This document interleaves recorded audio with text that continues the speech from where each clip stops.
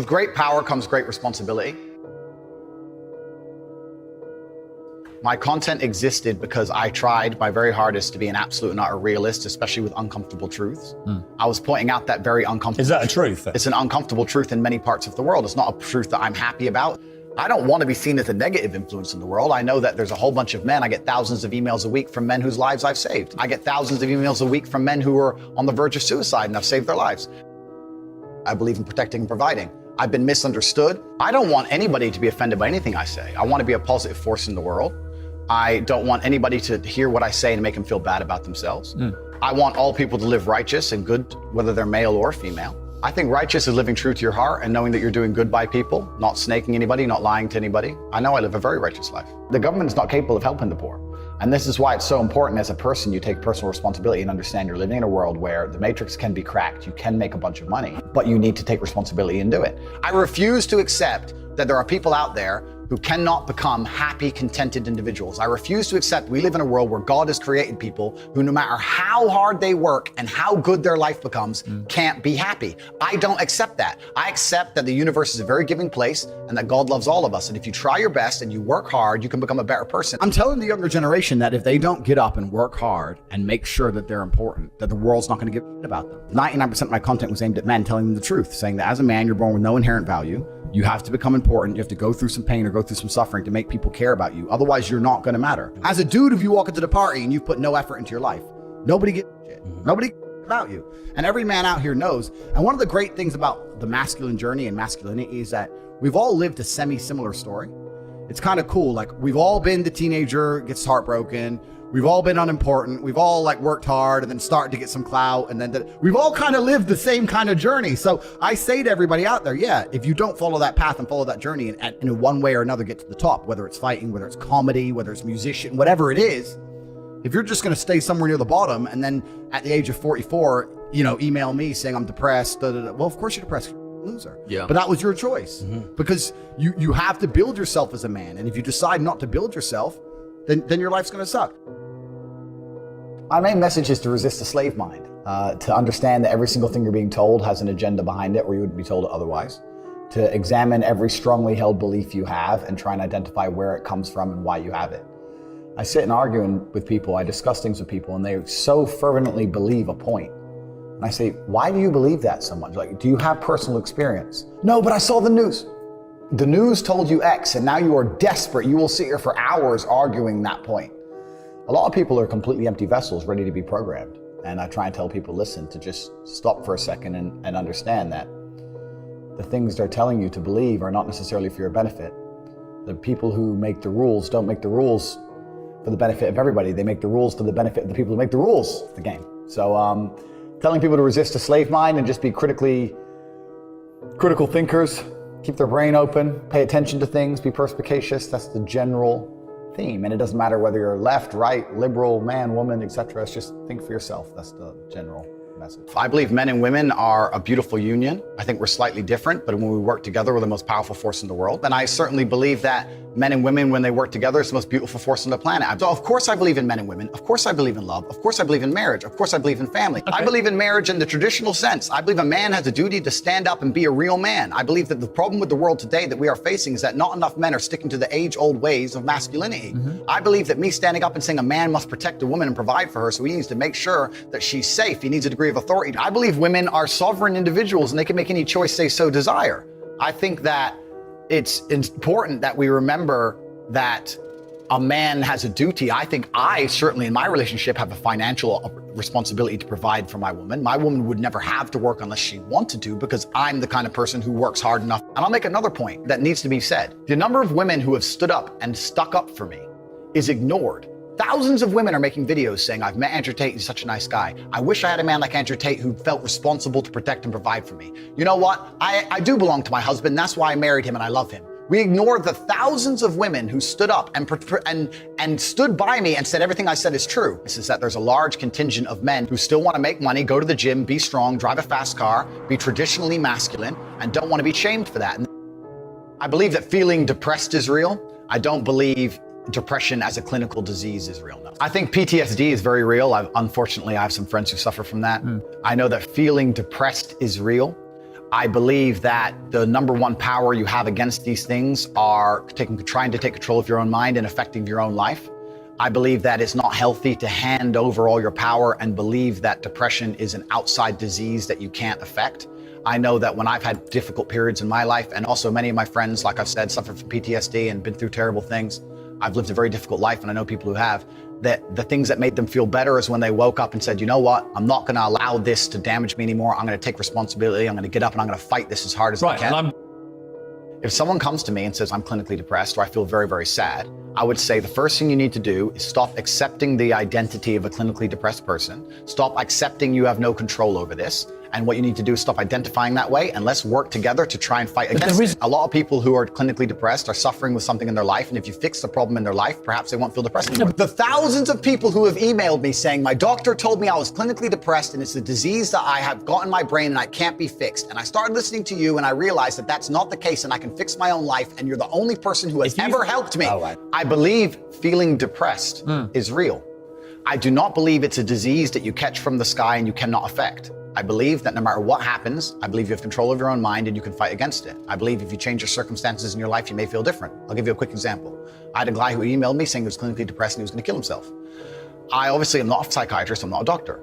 I told him, because I replied to my emails. I said, have you been to a psychiatrist? He said, yes, I'm clinically depressed. I've been on these pills, this amount of time. I'm on antidepressants, it doesn't work. I said, I don't know what to say to you besides this. And he said he lost his girlfriend, that's why I became clinically depressed. I said, listen, go to the gym, get a six-pack first. Once you've got a six-pack, email me again. If you still feel like killing yourself, I don't know what else to say to you. I'd say, strong body is a strong mind, go train. He went, he started sending me progress pictures, emailing me him getting in better shape, and eventually got a six-pack. He's now a professional bodybuilder. And he said, I can't believe I was considering that. I feel so much better, etc. The doctor was telling him he was clinically depressed and couldn't cure it. He started taking control of his own life, and now he felt better. That if somebody has depression of any kind, whether it's clinical, whether it exists or not, whether they feel depressed or not, whatever, that taking control of their life, taking personal responsibility and working hard is always gonna be the positive, best thing they can possibly do for their life going forward. How positive is it? Them. Of course, money can't buy happiness, I agree. But money is the third most important thing in the world. First is your health, because you have nothing if you're gonna die. Second is your relationships, because you need love and family, that matters the most. But money can buy everything else. So money's the third most important thing. The average people come to me and say, what do I do? I'm just the average guy. And my only answer is stop being the average guy. It's my only answer. You can't just be the average guy anymore. The idea from the 1950s that you can just be the normal, average, law-abiding, hard-working citizen and you'll have a good life is gone. Any man out here who goes, I'm just gonna work hard, do my bit, and obey the laws, and I'll have a good life. No, you won't. No, you will not. Just doing your job is never gonna make you rich, because you're just gonna be taxed into infinity and you're gonna stay broke. So just obeying laws and doing your job now has set you up to be a peon and a slave for eternity. You have to get yourself in a position where you're making enough money.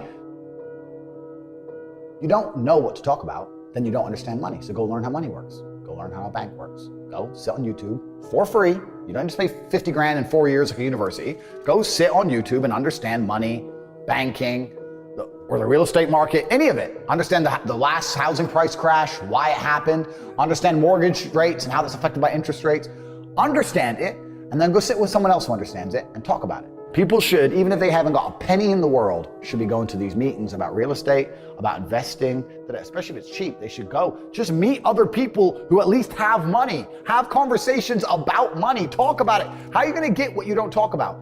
And yes, the cycle of precipitation, right? So a cloud comes, it rains, it falls down to the ground, it goes under the ground, whatever, goes into a stream, it moves into the stream, goes to the ocean, evaporates again up into a cloud, floats somewhere else, falls down again. It's always moving. That's how money is. People think that money is in these large stagnant pools hidden in people's bank accounts. That's not really true. Money is constantly moving all the time. And if you can find a way to get in between it and stand in the right place at the right time, you're gonna get wet. I think that's the new modern way to view the world. It's an attention economy. It doesn't matter what you do. If you're getting attention, you'll make money from it. One habit that people need to adopt, and this is a habit I had for a very long time, and I've actually recently cleared it from my brain because I've reached a point where peace of mind is worth more than money. But every single time money is spent, you need to identify how your money was taken from you. And I say taken because money can't be made. Money is taken. Because the only people who can make money are the government. So if you're a government, you can make money. You can print it from thin air, or a bank. But if you're a person, you're not making money. You're convincing other people to give it to you. You're taking money from others. So every single time you spend money on anything, you need to identify how it was taken from you. When you go and buy a coffee, don't just go buy the coffee and sit down. Sit and say, why did I buy this coffee? Okay, I really want coffee. Yeah, but then why did I go into this store and not that store? Is it better advertising? Does it have less of a line? Do they have seating? How did they convince me to come in here? How much did this coffee cost? £6. What's the profit margin on that? Probably £5.50, £5.80 probably by the time. The cup probably costs more than the coffee. The coffee is just water. How did they convince me to spend £6 in this place? And when you sit there and analyze, and you all start to learn little lessons about business, you'll learn about the importance of the signage. You'll learn about the importance of there being no queue. Yeah. So that if you ever run a business, tell you, I say with my business, my people all the time, faster. All the time, quicker. Yeah. Like I have a couple businesses that are physical. I'm like, I don't want to see a line. I don't want it to see empty because it looks bad.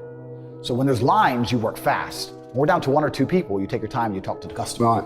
You keep it so there's like always one person at the thing. Like manage the line. Like people don't think about this stuff.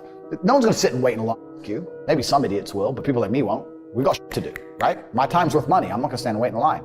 So you have to identify how your money is taken from you. If you start doing that with every single time you spend anything ever, you're gonna start to identify business opportunities, and you're gonna sit there and you're gonna have coffee and you're gonna go, you know what? They could have sold cake and they didn't. Could I outcompete this place? Let's imagine I had the money to start a coffee shop right next door. How would I outcompete them? Well, I'd have cake because they don't have cake. Also, most people in here are businessmen. And the guy serving some dude. No, we need a cute waitress. His ass is fired. We need a chick. Put a chick here, put some cake in. Financial Times, business people in. People don't even think about this stuff. They don't use their brain ever. They don't ever look around and realize how they're spending their money. They don't look around and look at which businesses are successful. They don't look around and pay attention to anything. They don't look at the world and all the things that are happening and how it can benefit them. None of it. They don't look at any of it. They're too busy following the circus. That's why it's clown world. I was walking to college with a couple of my friends, and a Ferrari drove past. And I said, bro, you see that? And he goes, yeah, what about it? I said, doesn't that piss you off? I must have been about 16. He goes, why?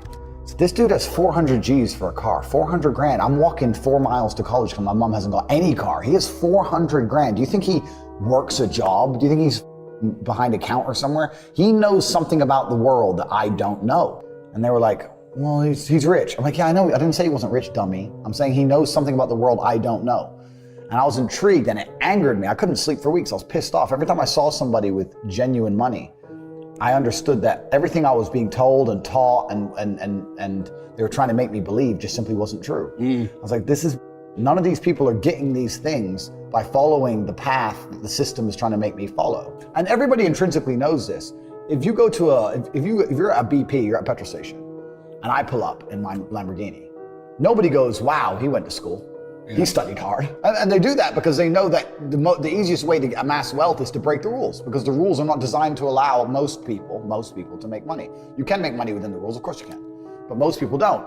Most people who follow the path work, consume, die. That's it. So I always knew the same thing as you, and I knew there had to be another way. I knew that just working for money was a paradigm that wasn't true. And then you understand making your money work for you, and you understand delinking your time from money. Yeah. You start learning to understand these things, but eventually you build a system, and you build an ecosystem like me. I have 60 or 70 people work for me all around the world, and things just happen and money just kind of appears as long as everything's well organized.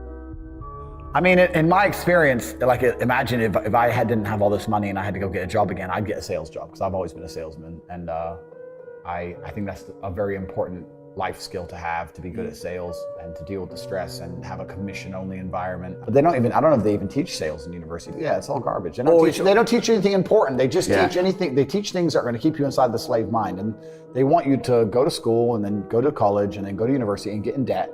And you have to be in debt, so that now you have to work.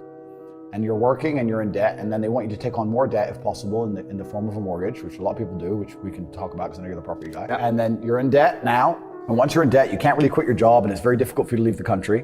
And now they can hold things over you. That's the goal. It's all about control mechanisms, and the system is very well designed to make sure that people are conditioned to obey. It's very hard for the average person to say no to anything.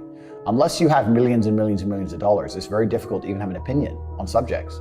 That's the thing about being a man, and that's what I was saying to the kids. It's like, look, you need to get up, and it's gonna be very, very difficult. The world's getting harder and harder, especially for men. It's all clout, it's all status. There's no way you're gonna matter unless you get up and you work extremely hard.